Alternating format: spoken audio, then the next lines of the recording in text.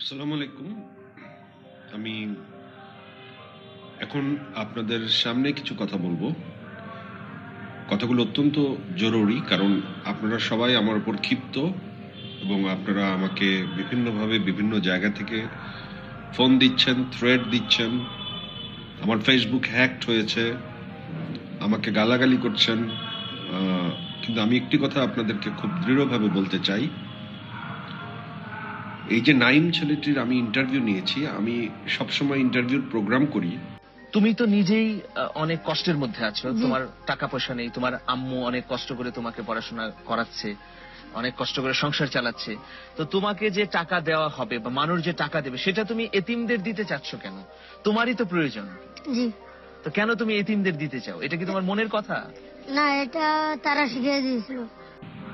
কিন্তু আমি আল্লাহর কসম দিয়ে বলছি যে নাইমকে আমি কোনো কথা শিখিয়ে দেইনি। নাইম সে যে বক্তব্য দিয়েছে সেটা সে কোথা থেকে শিখে এসেছে কিনা আমি জানি না, কিন্তু সে আমার অনুষ্ঠানে বসে নিজের দায়িত্বে এই কথা বলেছে। কোনো জাতীয় নেতা নিয়ে কোনো মন্তব্য করার সাহস আমার নেই এবং আমি করতেও চাই না, কারণ সবাই সম্মানিত।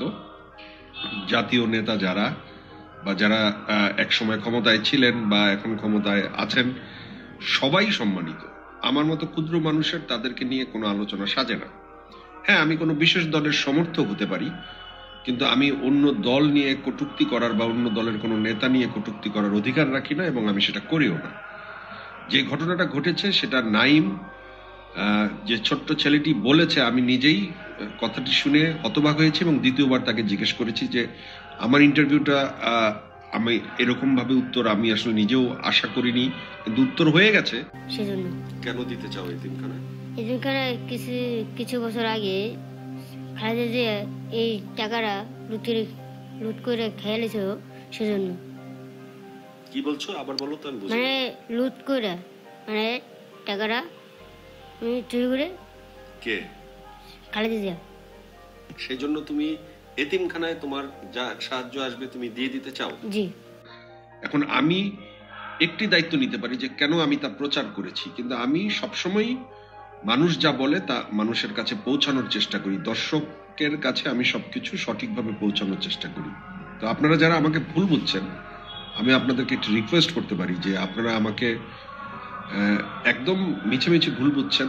আমার ফেসবুক হ্যাক করেছেন, আমাকে অপমান করছেন, আমাকে আপনারা থ্রেট দিচ্ছেন, আমার জীবন হুমকির মুখে ফেলে দিয়েছেন, কিন্তু আমি বলবো যে আমি এর জন্য দায়ী না। যে যার বক্তব্য দেয়, কোনো বক্তব্য শেখানো নয়। এখন নাইম ছেলেটি, তার বাবা ছিল, মা ছিল, সে তার বক্তব্য নিজের দায়িত্বে দিয়েছে। সে নিজে শিখে এসেছে কিনা কোথা থেকে সেটা আমি বলতে পারবো না, কিন্তু আমি একদম 100% আপনাদেরকে বলছি যে আমি এটি বলিনি, তাকে শিখাইনি। যদি কখনো কেউ প্রমাণ করতে পারে যে আমি শিখিয়েছি, আমি ওকে শিখিয়ে আমার ইন্টারভিউ দিয়েছি, তাহলে আমি কোনোদিন উপস্থাপনা করব না এবং আপনারা না চাইলে আমি উপস্থাপনা প্রফেশনই ছেড়ে দেব প্রয়োজনে। কাজে আপনারা আমাকে অপমান, অপদস্থ এবং থ্রেট দেবেন না। আমি বাঁচতে চাই, থাকতে চাই, কাজ করতে চাই। আমি খুবই সাধারণ একজন মানুষ, আমাকে সেই জায়গাটা আপনারা ক্ষতি করবেন না।